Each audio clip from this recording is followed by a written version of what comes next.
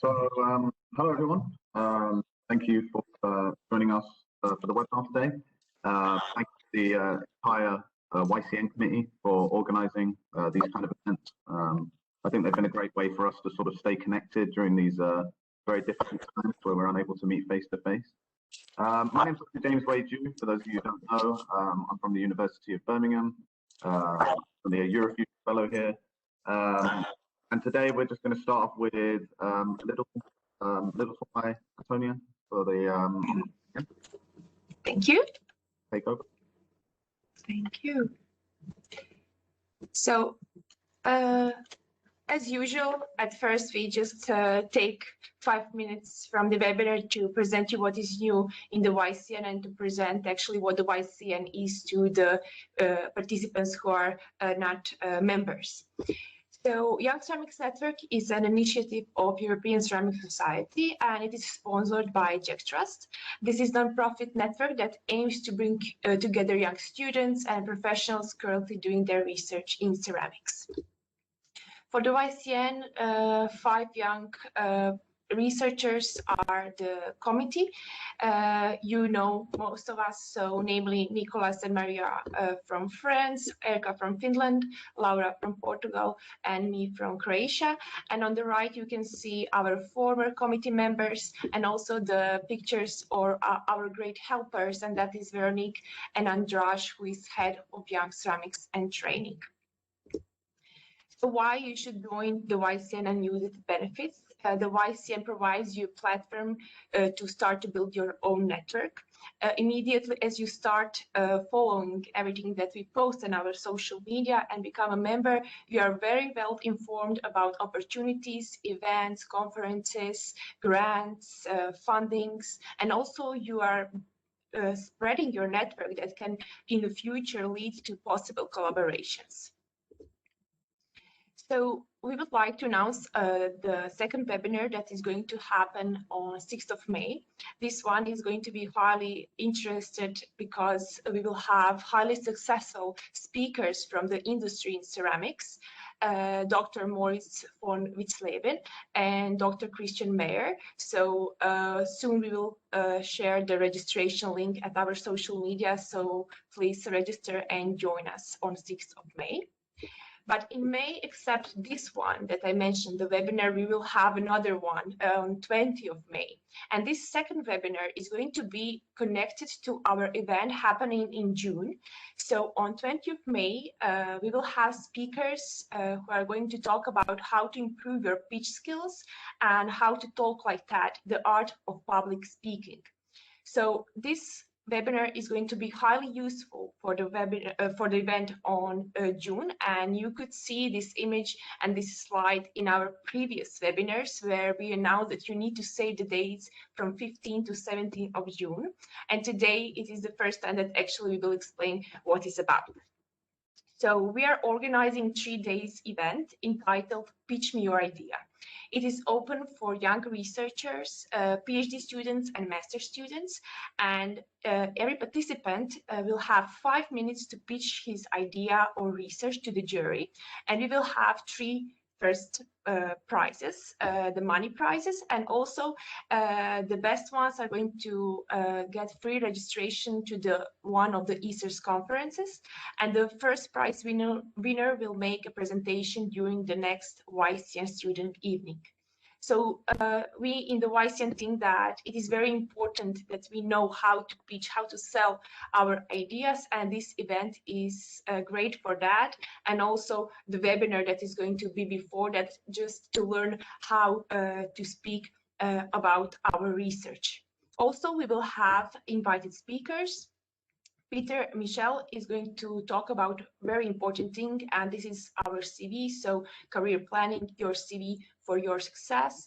And Professor Paula Veralhinho, she's coming from University of Aveiro from Portugal. So soon we will give more information in our social media, but you can start to prepare your speeches. So this is like quick introduction, what is new in the YCN. If you did not join us at our social media, it's free and you immediately become a member. Okay, that's it, James. Thank you, and you can take a lead from here. Thank you, Antonia. Okay, so today we have two talks covering some truly exciting areas of ceramic science. I'm not going to hold on too long. I'm going to start by introducing our first speaker. Professor Jon Binner is a colleague and a close mentor of mine, also here at the University of Birmingham. Jon is also the current president of the European Ceramic Society. Today he's going to be giving us a talk on ultra-high temperature ceramic matrix composites. If you have any questions throughout the talk, please do put it in the chat, and then we'll get to them at the end of all the talks. So over to you, Jon. Thank you. Okay, thank you very, very much indeed. So we've heard the title and we know who I am, so I'm going to get straight into the presentation. There are many applications that require a combination or some combination of low mass, particularly if they're going to be airborne, excellent strength and toughness at really quite high, elevated temperatures, resistance to mechanical and thermal shocks and cycles, and of course chemical resistance, particularly to air, and especially in many applications to atomic oxygen, which is one of the most corrosive materials around. And some of these applications, by no means all, are illustrated on this image.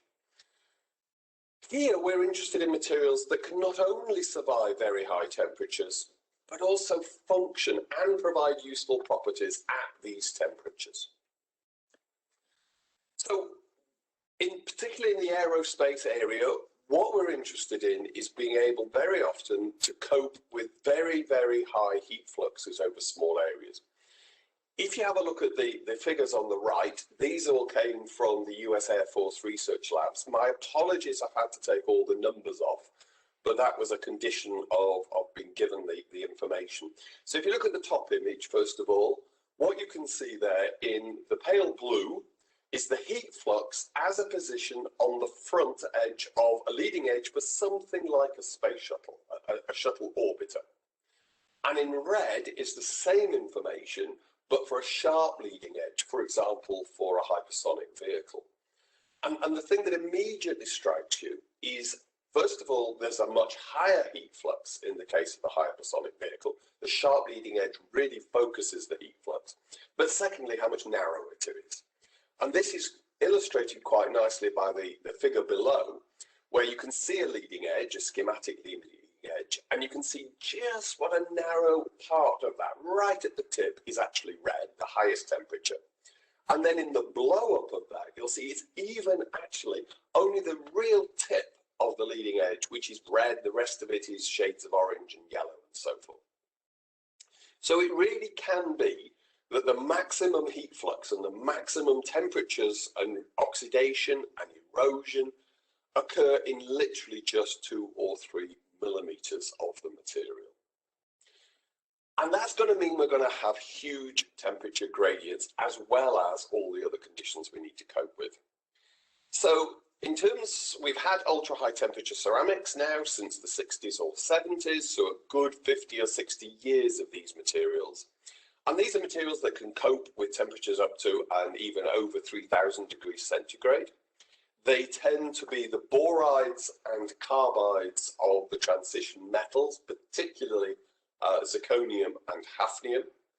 They are materials which have high thermal conductivities, which are extremely good because that helps to dissipate, to spread the heat.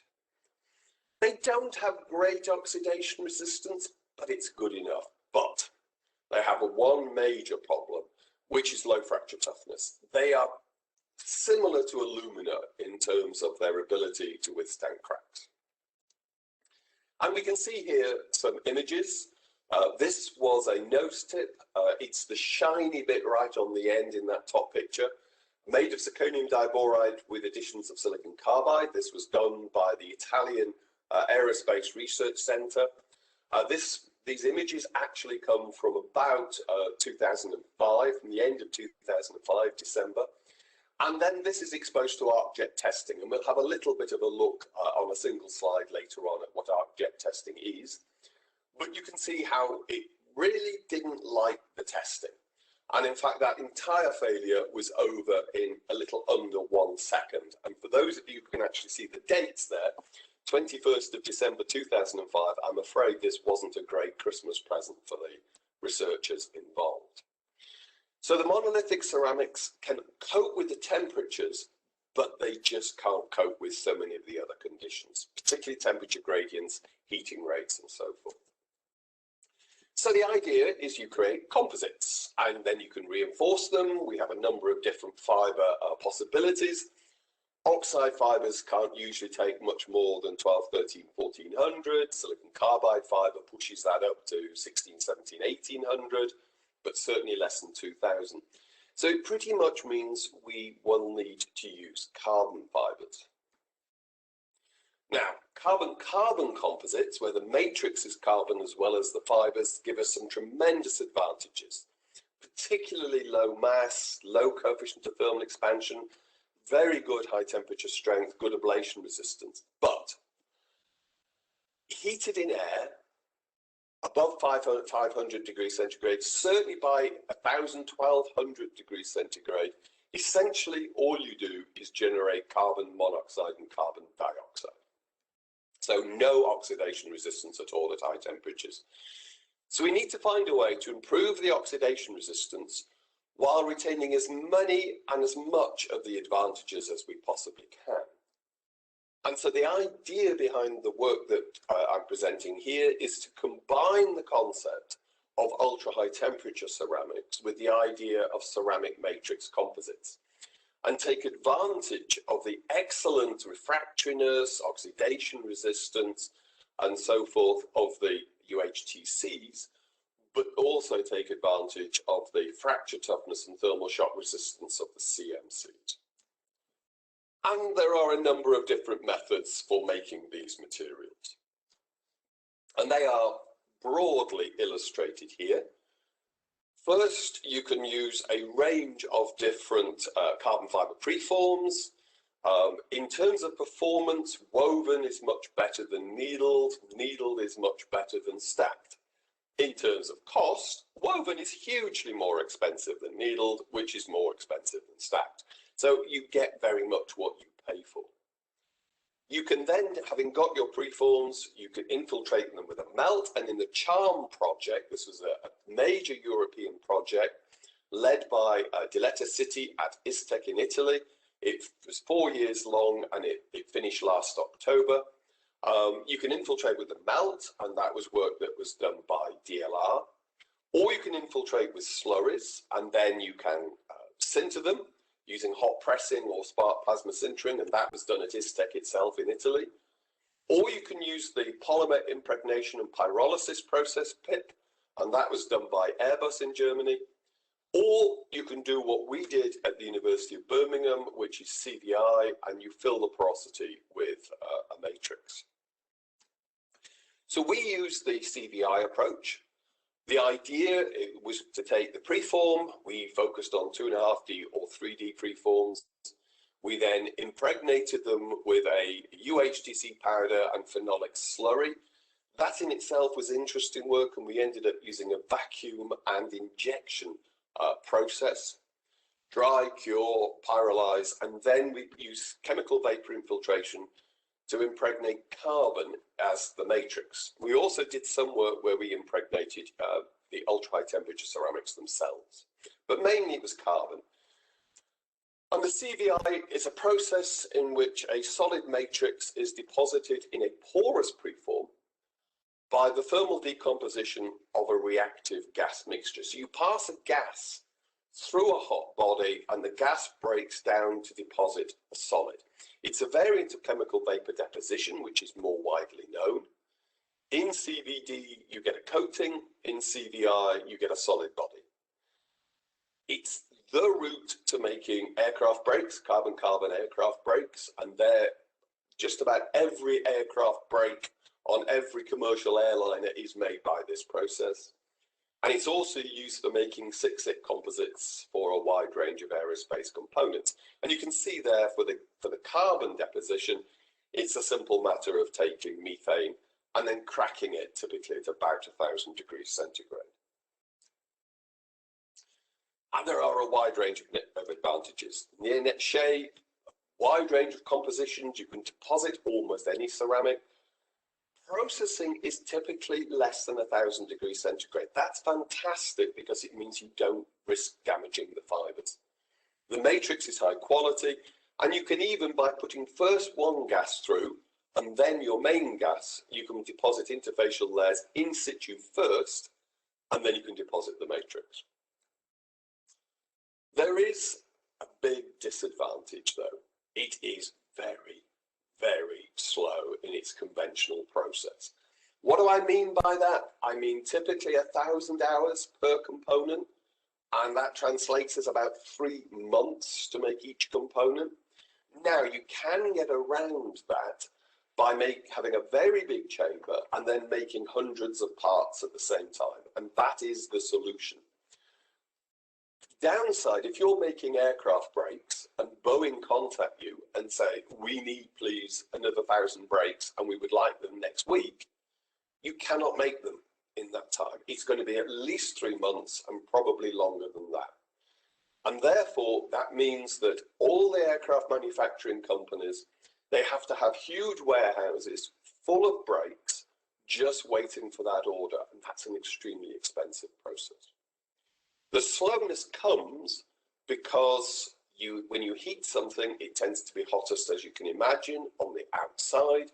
So your deposition occurs preferentially on the outside. That can form a crust, it blocks the channels to the interior, you stop the process, you machine off the surface, you put it back in, you start heating it again. Heating rates are phenomenally slow to try and keep the temperature gradients as small as possible. And before you finish, when you've done 2 or 3 of these machining operations, 3 months have gone by. People are well aware of this. There has been a lot of work. You can see some of the variations there in terms of trying to speed up the process. None, to my knowledge, have gone commercial yet.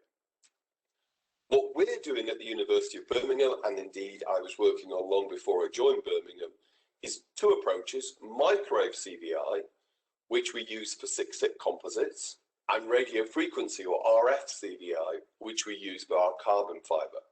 The idea is we use the microwaves or the RF to heat the fiber preform, and then because only the preform is heated and the body itself is losing temperature around it, you end up with a hotter temperature in the middle.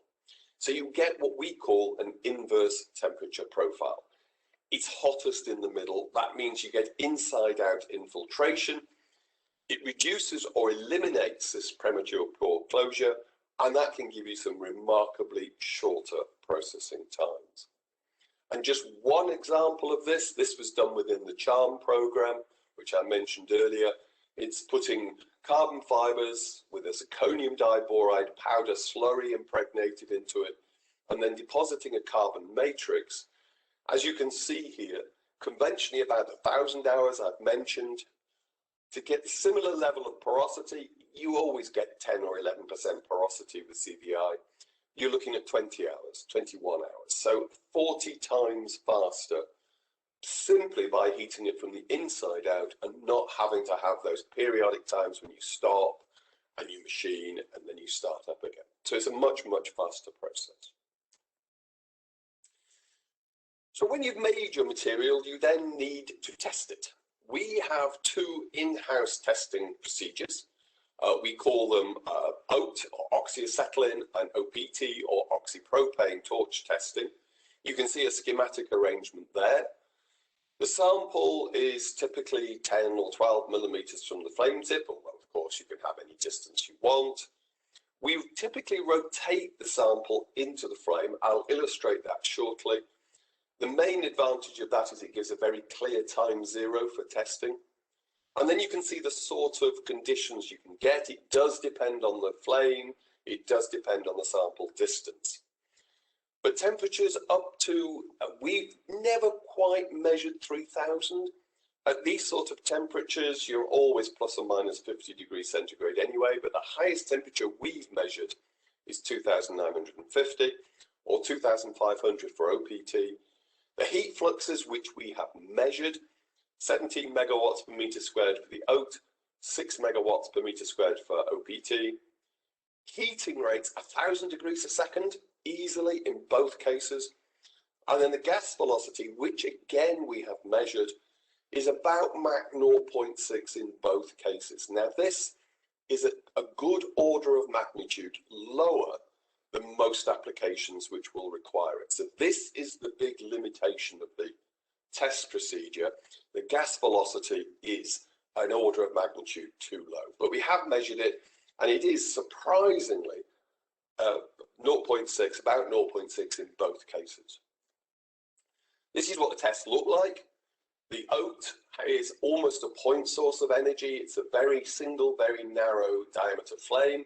It's about 1 millimeter or thereabouts in diameter. The OPT uses a nozzle with multiple holes, and that gives you a much wider area over which the heat flux is applied. And these were designed and intended to be complementary. So this is what a torch test actually looks like. This is a 5-minute test, which we've edited down to just a few seconds. So there's the sample going in. You can see the heating rate. We can then actually, by putting a filter in, we can observe the surface during testing. And then the bulk of the time when you finish testing, you're waiting for the sample to cool so you can take it out and do the next test. But this is a very fast test, apart from the cooling cycle. And so we can do multiple tests in a day. And therefore, this is very much used as a cheap and cheerful screening test. Is sample B that I made this morning better than sample A that I made yesterday afternoon? You can set up the kit, do the test.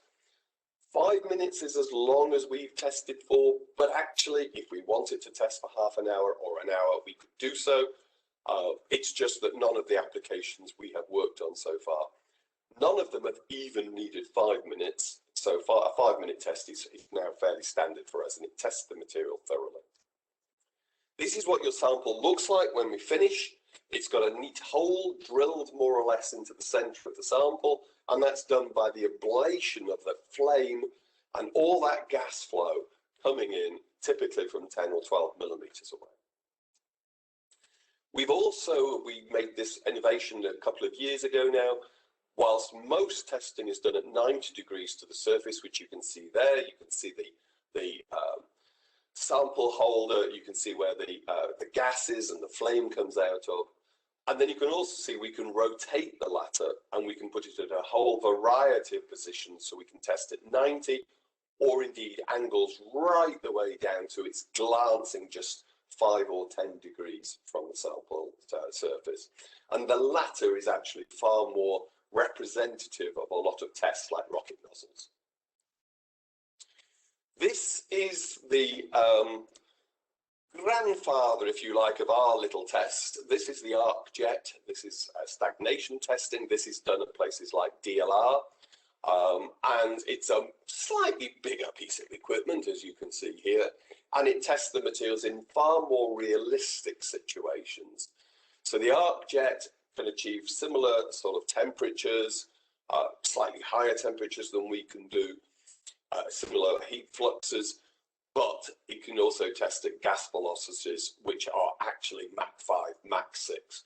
So this is your real test of your material. It isn't the cheapest test to do in the world, and it can cost multiple thousands of euros per sample. So this is a test you only want to use on materials once you're pretty confident that they are going to be good enough. And you can see that with just a quick definition of what a stagnation test is. The stagnation temperature is the value when fluid speed is 0 and all of the kinetic energy is converted to internal energy in combination with the local static enthalpy. So that's just a brief definition of what the test actually does. We've done some of our material, this is the sample actually being tested, and the bottom left-hand one of those images shows the sample during the test. And you can see the whole sample is being bathed in the flame. So this is the one of our samples. We have multiple samples in our CHARM project tested, but this is one that we tested in 4 separate cycles. You can see the little plot in the bottom right-hand corner. The first cycle, for some reason, the temperature took up to 20 seconds to get there, 20, 30 seconds. We assume it was clearing off the surface. The second cycle there got up there very quickly, for some reason slightly overshot, but then it settled into this regular routine where the material was just, it got hot almost instantaneously, 2000 plus degrees centigrade in literally less than a second. And the material just absorbed it, took it, and there was no issues whatsoever. And then you've got the data there if you wanted to see that. So in terms of sort of these materials, it's the hafnium-based materials which generally outperform the other systems. The hafnium-based, the boride and the carbide can take 3,000, the zirconium about 2,500. The carbides aren't great. They tend to result in spallation. The CO2 form tends to push off the oxide layer, whilst the B2O3 formed from the boride doesn't. Zirconium diboride, although it can't take quite the temperatures, is an order of magnitude cheaper and is about 50% less dense. So if you can use that, it's a wise move to use it. And then you can also put silicon carbide additions in if you want, and several people do in their research. But this tends to be limited in terms of improving oxidation resistance to about 1800, certainly by 2000 degrees centigrade. Silicon carbide additions give quite a negative result. This is an actual prototype part that we made. It's a jet vane. It was successfully tested, as you can see the conditions there, 2,550, 6 megawatts per meter squared. This is the OPT system, Mach 0.6.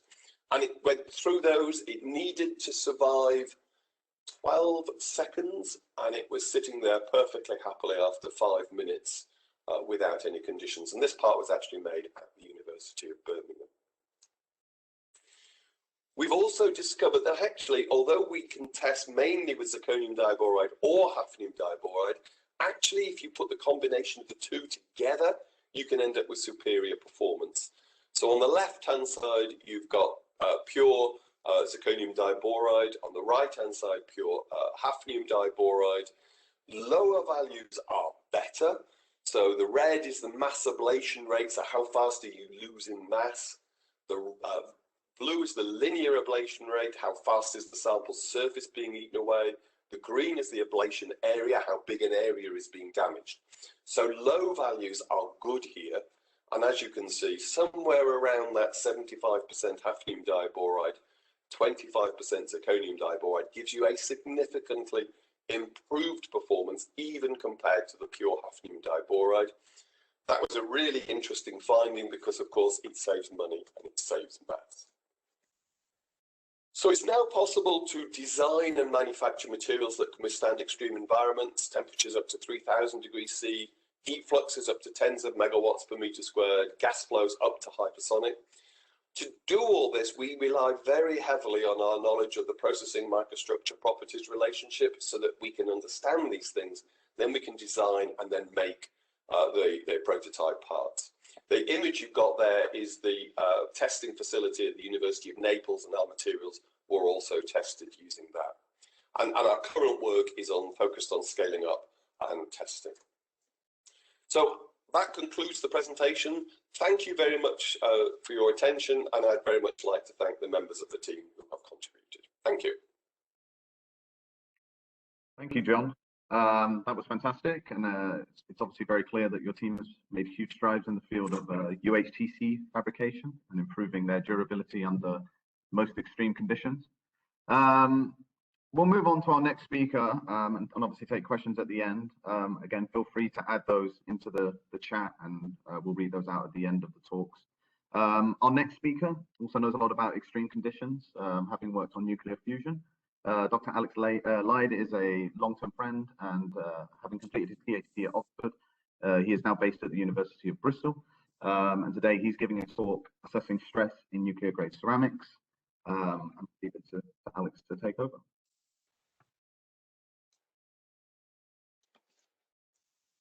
Alex, I think you're muted.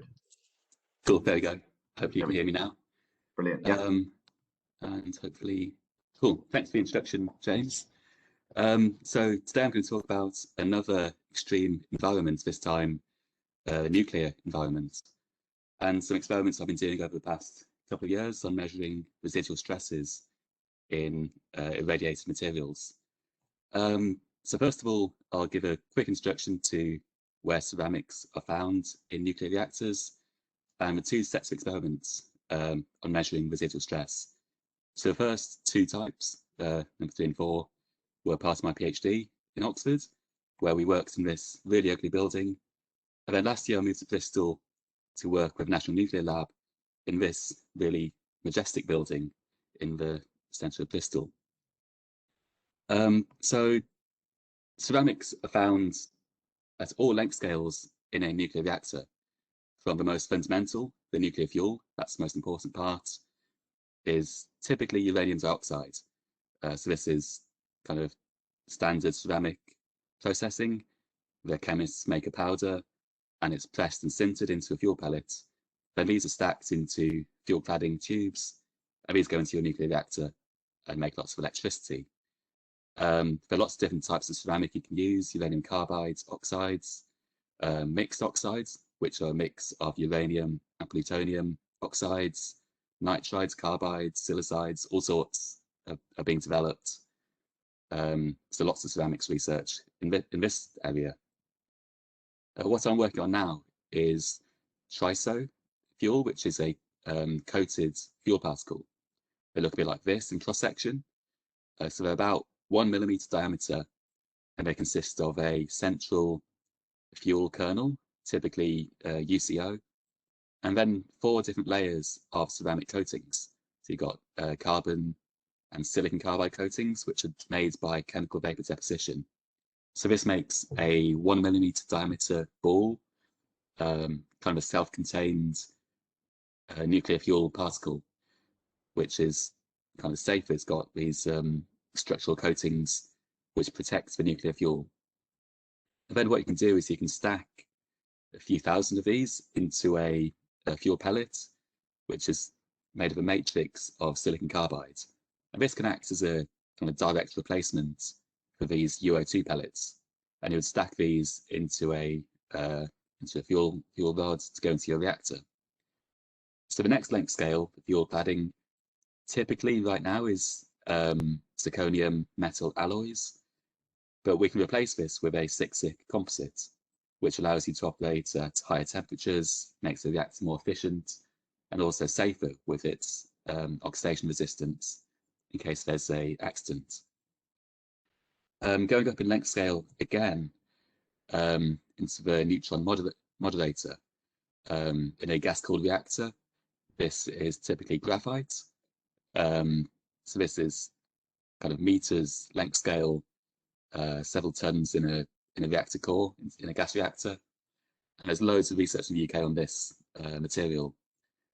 And then up in length scale again, to the building itself, you have lots of concrete to build a reactor. So this is a power station near Bristol. It shut down a few years ago. And you can see there's a lot of concrete at this site. I think it's worth pointing out that nuclear reactors are actually quite small for the amount of electricity they make. So this one is around 60 years old. It's a very old design, and it was 50 times more energy dense than solar power, just as a like-for-like comparison. So although engineers love saying how complicated and big and majestic nuclear reactors are, they're kind of small and very dense for the amount of electricity they make. Anyway, I'll move on to the material science. So the last presentation talks about ultra high temperature ceramics. So we operate in fairly high temperature in a nuclear reactor, not quite ultra high, but up to 1,000 degrees or so for high temperature gas reactors and fusion reactors, which are being developed for the next few decades. Hopefully they'll appear. And there are lots of other types of reactor with different temperature regimes, but generally above about 600 degrees, metals don't really work very well. So we want to replace metals with ceramics as much as we can. The other thing in a nuclear environment is the radiation damage. So we kind of quantify this as displacement damage, or DPA, displacements per atom. And for different reactors, you get different amounts of damage to your material. So this damage kind of manifests in two different ways. One is where the neutron can be absorbed by an atom, and it transmutes it from one atomic species to another. So over time in your reactor, your material will physically change its composition. So that changes the mechanical properties, physical properties.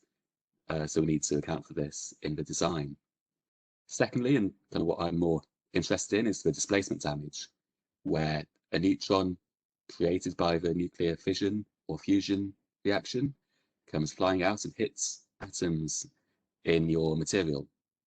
And what this can do is physically knock an atom out of its lattice site, creating a vacancy and maybe an interstitial or self-interstitial, self-substitution atom, changing the crystal structure, causing these atomic scale defects. These can be point defects, or they can accumulate into dislocation loops or voids, or possibly at low temperatures amorphization. So physically changing the structure of a material over time. These atomic scale defects have caused changes to the macroscopic properties, both mechanical, generally making materials more brittle or harder, also reducing the thermal conductivity, which is quite important in a power station. The transmutations can cause voids or gas bubbles inside your material. And generally, materials get a bit bigger, they swell. And that's what I'm interested in. I'm going to talk a bit about today. If you have a material which is changing size or shape in your reactor, that can cause some residual stress, both on the engineering scale and on a micro scale within a component within your power station. For researchers studying nuclear materials, ideally we would use neutrons to replicate the damage caused in a power station, but it's kind of challenging. So instead, we can use ions to replace neutrons. This is much easier to control, it's fast, we can do it quite easily, quite cheaply, and it fits into a kind of PhD or postdoc research program timescale. Basically 1 day of ion irradiation is equivalent to 2 years plus in a nuclear reactor. So we can really accelerate the research. So schematically, what this looks like is we clamped some silicon carbide samples onto a holder and then fired ions at them to cause some displacements. Problem is that ions are bigger and heavier than neutrons, so they don't go very far. So you only damage about, in this case, 1.2 microns of material. And this is left on a undamaged kind of substrate, let's call it, below the damaged layer. You can see in the photo that the samples were clamped down with washers to hold them in place. And this basically covers up part of the sample so it was unirradiated.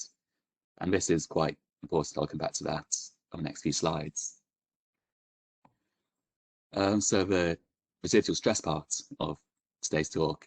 The first 2 experiments were from my PhD on radiation damage. And the third one is what I've been working on for the last year or so. I'll explain that later. So looking at this again, we've got the radiation damage layer on the undamaged silicon carbide substrate. And you might think that when you have a layer of one material on another, there could be a residual stress between them. They've got different properties. This one has been damaged, so something has happened to it. And there could be a residual stress changing its properties. So the experiment I did, first of all, was to use a focused ion beam to cut a cantilever into this material. And the cantilever incorporated some of the damaged material and some of the undamaged. So maybe you can think what might happen in this case. So it looks a bit like this in the SEM, and then I cut the end off. So the focused ion beam was milling at this location, and it cut through the beam. But while it starts cutting, the beam bends by itself. I'm not applying any force to this. It was changing its shape by itself. So this is a stress relaxation. By cutting this free surface, we've allowed the beam to bend, relieve any residual stress which was in there, and basically bend. So then we can measure this bending and then calculate the stress, the residual stress which caused this using a finite element model. And this came out as a compressive residual stress. So the top layer is in a compressive stress state, and we allowed it to expand, causing this bending. The second experiment uses electron diffraction in the SEM. So some of you might be familiar with EBSD, electron backscatter diffraction, for measuring crystal orientations. So this is kind of the same principle. The electron beam is diffracted by the lattice planes in the sample, creating this Kikuchi diffraction pattern. And we can acquire a diffraction pattern at every pixel in the image. So in this case, it's a single crystal, so there's no grains to measure the orientation of. The clever part is the high resolution part, which is high angular resolution. So this uses image analysis to very accurately, very sensitively measure small changes to the diffraction pattern from pixel to pixel. And we can relate this to the lattice spacing and crystal lattice rotations. So this incorporates any strain, elastic strain in the material.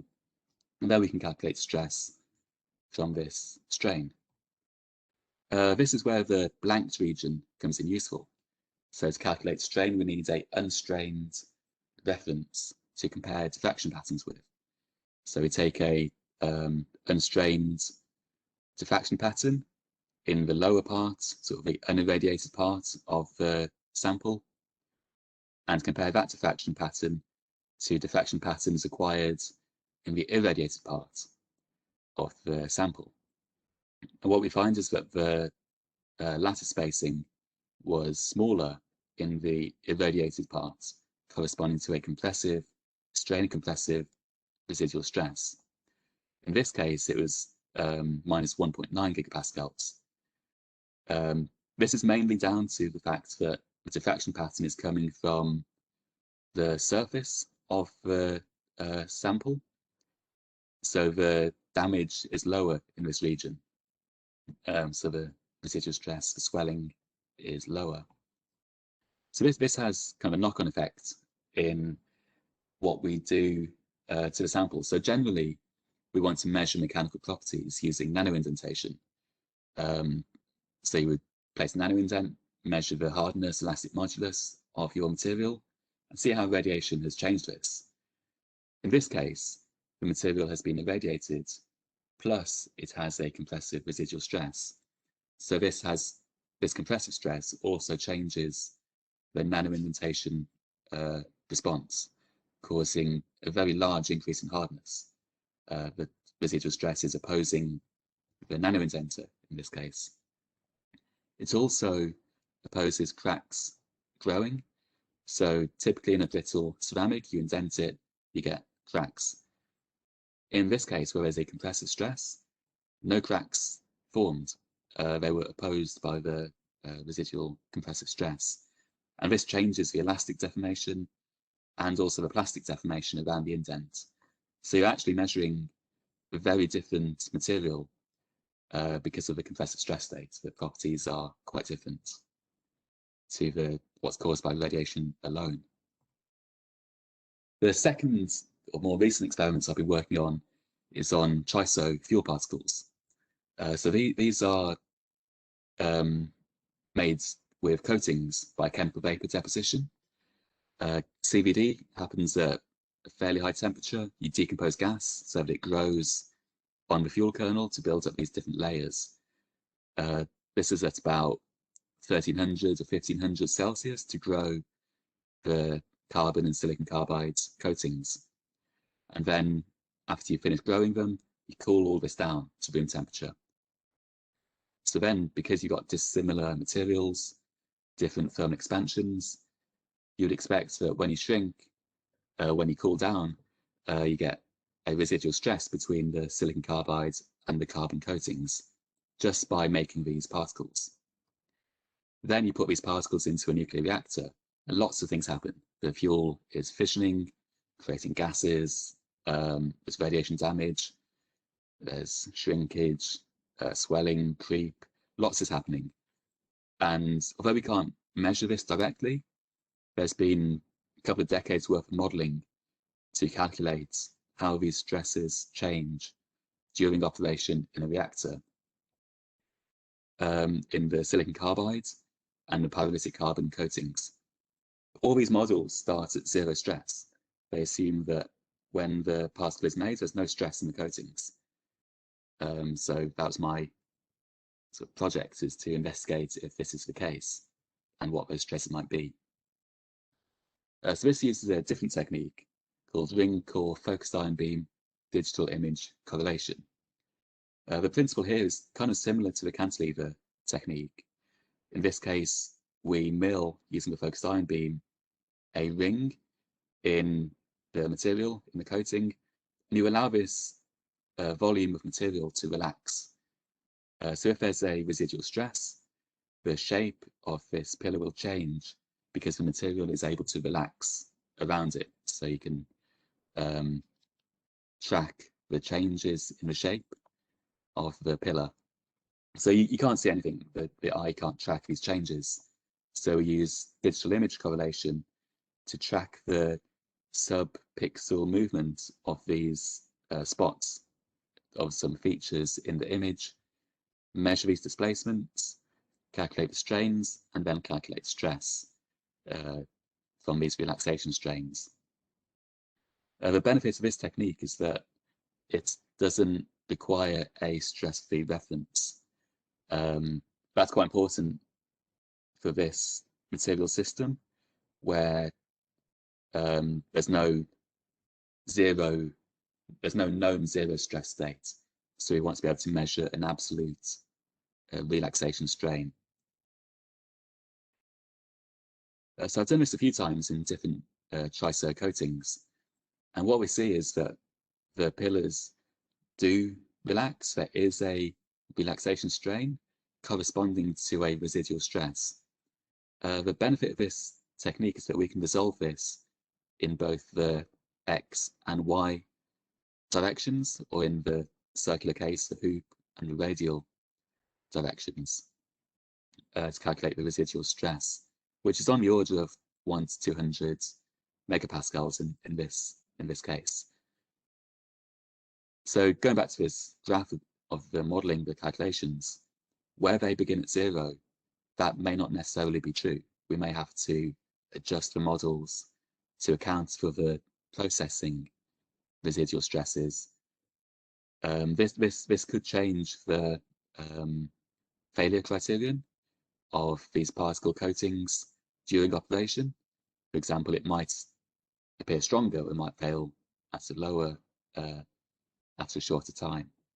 This is ongoing, still working on this. There's a lot more to learn.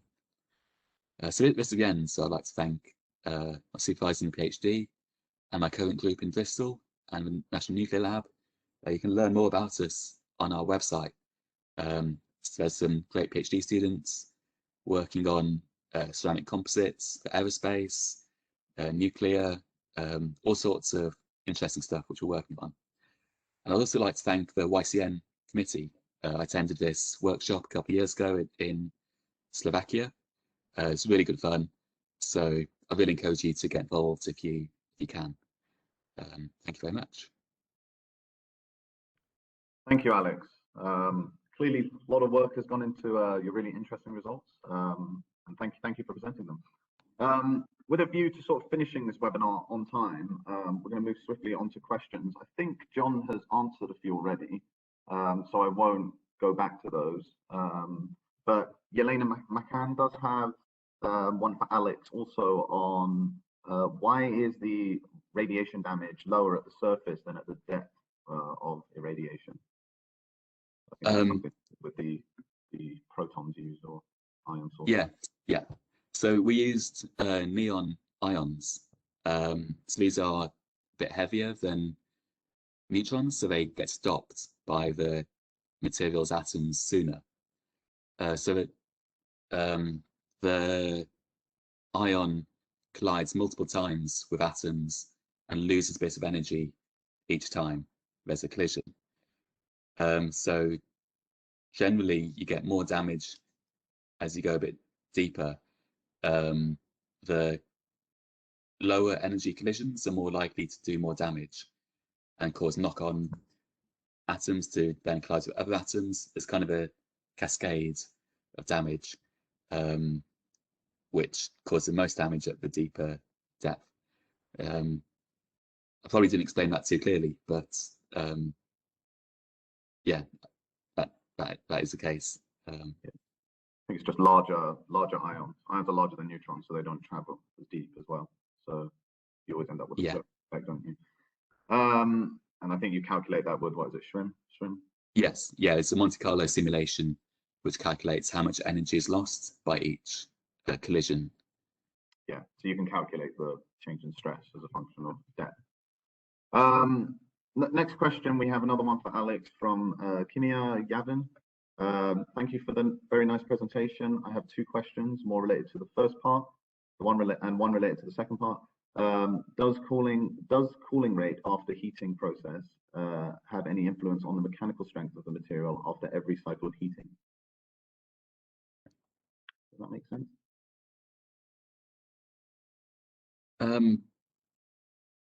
Possibly. I think if you're talking about the triso particles, I'm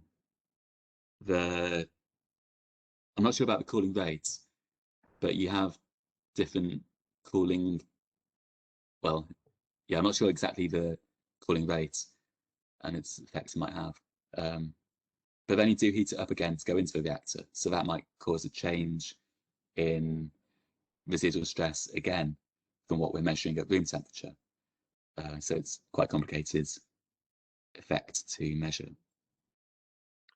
Okay, the next question is, how about the local shrinkage of the part exposed to heating? Can it cause any fraction or basically cracks? Does it form any cracks, fracturing or cracks? Okay, in the triso coatings, no, it's quite a relatively small difference in thermal expansion, so not enough to cause fracture of the coatings. So that's a good thing. That's why there's a residual stress. If there was a crack, it would have relieved the residual stress. So that's a good thing. In the reactor, there's more stresses being applied to the coatings, which could cause fracture if they become too large. And that's why we're interested in being able to measure this. Yeah. And then the third question was, basically what can be the reason that silicon carbide swells at higher temperatures? This is quite a complicated question. So the radiation defects in silicon carbide have a larger volume than the perfect crystal. So even a vacancy has a larger volume than if there was an atom in that location. It just changes the strength of the covalent bonds. So that's what causes the swelling by points defects. At higher temperatures, you get more diffusion within the material. So defects diffuse and they accumulate together into voids, which again have an even larger volume associated with them. So that's why over about 1200 Celsius, silicon carbide in a nuclear environment swells quite a lot, this void swelling. At lower temperatures, it also swells more. because you get more point defects remaining. Yes, there's a lot going on, so hopefully that makes some sense. Yeah, I think the general trend is reduction in swelling with temperature up to 1200, and then beyond that it starts to get worse because of exactly. Yes. Yeah, it's an accumulative effect. Maybe one more from me. I've kind of got one. There's no more in the chat. So I was just wondering what are the concerns with the residual stress? Because the conditions they're going to be using silicon carbide, you usually get the defect saturation at around like 1 to 2 dPa. So I would assume that the peak residual stress would be experienced quite early on in life, or are they expecting it to be more of a long-term effect? So in the case of the TRISO, the damage does saturate quite quickly in 1 or 2 dPa in SiC. You get sort of dynamic annealing as you cause more damage, it anneals and saturates. But in this case, you also have a continuous buildup of fission products, gases. So inside the particle, it's a closed shell, but there's a gas pressure building up of fission gas products. So that's increasing over time, applying more stress to the coating part, the particle coating. Also at high temperature, there's creep. Normally at high temperature, you get creep in metals just by thermal creep, but also radiation defects diffuse at high temperature and in the stress environment. So there's more dimensional changes and changes in stress states. So this is continuously happening in a TRISO particle. In a silicon carbide fuel cladding, for example, it would saturate quite quickly. The dimensions would saturate quite quickly. Okay. Well, thank you very much. I think that's it from everyone. Perfectly on time, 2 o'clock. So thank you for everyone for coming. I hope everyone appreciated the talks. I think they were really interesting data on ceramic science there. And yeah, thank you everyone for coming, and do register for the next event. And we'll see you at the next one. Thank you very much.